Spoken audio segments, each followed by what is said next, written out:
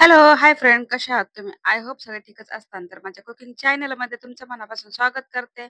आणि हो friends, request आहे की आपला जी आहे ना व्हिडिओ तर स्किप न करता असाच पुढे कंटिन्यू पाहत राहा. आणि हो फ्रेंड्स, आतापर्यंत तुम्ही माझ्या चॅनलला सबस्क्राईब केलं नसेल तर प्लीज सबस्क्राईब करा आणि जेवढं होईल तेवढं लाईक करायला विसरू नका, शेअर करायला विसरू नका. चला तर मग आज आपली रेसिपी स्टार्ट करूया. मी तुमच्यासाठी एक रोज नवीन छान-छान अशी रेसिपी घेऊन येत आहे. आजही घेऊन आलेली आहे. तर आज आहे मोहरम स्पेशल रेसिपी. तर तुम्ही कालच्या व्हिडिओमध्ये पाहिलं असेल, की मी कोणती रेसिपी बनवली. आजही तुमच्यासाठी खास अशी रेसिपी घेऊन आलेली आहे. तर चला तर आपली रेसिपी स्टार्ट करूया. तर इथं मी घेतलेला आहे, सर्वात आधी घेतलेला आहे 2 वाटी रवा आणि रवा जी आहे तर चाळून घेतल्याच्या नंतर आपण काय केले साखरेची ना पिठी साखर तयार करून घेतली म्हणजे मिक्सरमध्ये लावून घेतलेली आहे आणि ते जवळपास ना तर 1 वाटी साखर घेतलेली आहे. म्हणजे रवा फुगतो ना त्यासाठी म्हणजे अर्धी क्वांटिटी आहे त्याची. 2 वाटी रवा तर 1 वाटी साखर आणि नंतर काय केले इलायची पावडर अर्धा चमचा आणि सर्व मिश्रण एकसारखं केल्याच्या नंतर आपण इथे घेतलेले आहे मनुके, बदाम आणि काजू. आता हे ड्रायफ्रुट्स आहे ना, तर आपल्याला लागणार आहे. तर तुम्ही तुमच्या पद्धतीने जे तुम्हाला ड्रायफ्रुट्स हवेत ते तुम्ही ह्याच्यामध्ये ॲड करू शकता. तर आपण इथं काय केले, जे तूप आहे ना, तर म्हणजे इथं मी देशी तूप घेतले आणि जेणेकरून देशी तुपच घ्या. डालडाचे म्हणजे जे रेसिपी बनवतोय ना, ती चांगली होत नाही. तिथे मी गावरान तूप घेतले. जवळपास मी अर्धी वाटी घेतलेली आहे. तर इथं काय करणार आहे सर्व मिश्रण म्हणजे तूप वगैरे आहे ना, तर पूर्ण मिश्रण एकसारखं करून घेणार आहे.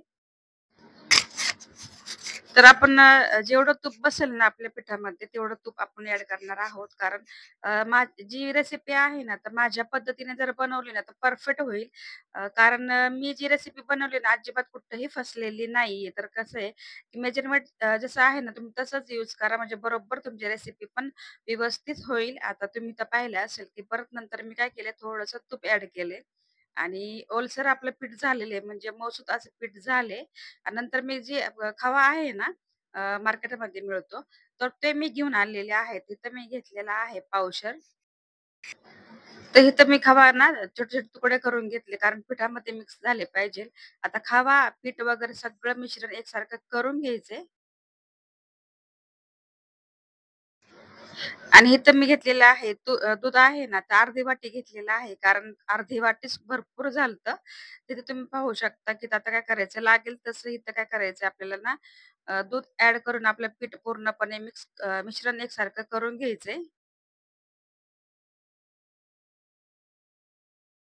आणि 1 ते 2 टेबलस्पून चमच्यामध्ये मी काय केलं थोडासा ऑरेंज कलर म्हणजे फ्रूट कलर मिक्स केलेला आहे. तर आपल्याला पांढरे डायरेक्टली जे आपण म्हणजे रोट बनवत आहोत ना, तर ते छान वाटणार नाही. तर कलर असेल तर आणखीन दिसायला छान दिसतील. आणि इथं मी थोडंसं फ्रूट कलर ॲड केल्याच्या नंतर पीठ आहे ना, एकदम पातळ असं ठेवलेलं आहे आणि ह्याला 1 तास मी भिजवून दिले. 1 तासाच्या नंतर तुम्ही इथं पाहू शकता. आपलं जे पीठ आहे ना, तर पूर्णपणे चांगल्यापैकी फुगलेलं आहे. म्हणजे रवा फुगतो इथे तुम्ही पाहू शकता गोळा एक तयार झालेला आहे. अजिबात चिकटत नाहीये, लूजही नाही. एकदम मीडियम साईज जसा आपल्याला हवा आहे ना, त्या पद्धतीने झालेला आहे. ते तुम्ही इथं पाहू शकता. आता जे मी ना रोटचे जे शेप असतात ना, ते त्या पद्धतीने मी इथं बनवून घेते.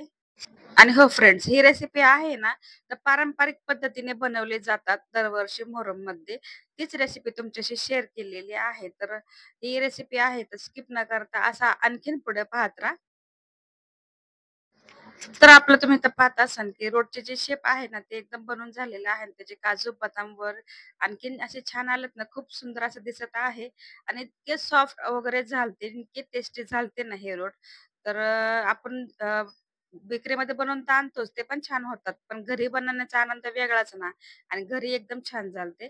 तर ही जी आता मी डिझाइन काढते ना, तर ही माझ्या लग्नाच्या आधीपासून म्हणजे आम्ही घरी बनवतो ना, तेव्हा पण अशीच डिझाइन आम्हाला आवडायची. तशाच पद्धतीने मला ती आठवण मी एक पूर्ण म्हणजे हे केलेली आहे. म्हणजे हाताने बनवण्यात वेगळीच मजा ना.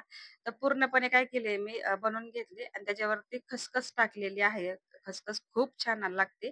ऑप्शनल आहे तर जर तुम्हाला पाहिजे असेल तर तुम्ही टाकू शकता किंवा ड्राय फ्रुट्स ॲड करू शकता. एक मोठं पातेलं घेतले आणि त्या पातेल्यामध्ये थोडंसं मीठ ॲड केल्याच्या नंतर स्टँड ठेवलेला आहे. आणि ताटामध्ये बनवलेले आहेत. ताट ठेवलेलं आहे आणि ताटाच्या नंतर त्यावरून एक झाकण ठेवायचं आणि ह्याला जवळपास 20 ते 25 मिनिटं आपण मीडियम गॅसवरती ठेवणार आहोत. आणि हे पहा आपले रोट एकदम तयार झालेत. इकडे तुम्ही पाहत असाल, की त्याची जी बॅक साइड आहे, तर ती पण लाईट गोल्डन क्रंची वगैरे झालेली आहे आणि इतके सॉफ्ट वगैरे इतके टेस्टी झालते ना, ती रेसिपी नक्की ट्राय करा. तर मी इथं बनवलेले आहे पारंपरिक पद्धतीने बनवले जाणारे रव्याचे रोट तुम्हाला कसे वाटले नक्की मला कॉमेंटमध्ये सांगा. व्हिडिओ आवडला असेल तर व्हिडिओला लाईक करा, चॅनलला सबस्क्राईब करायला विसरू नका.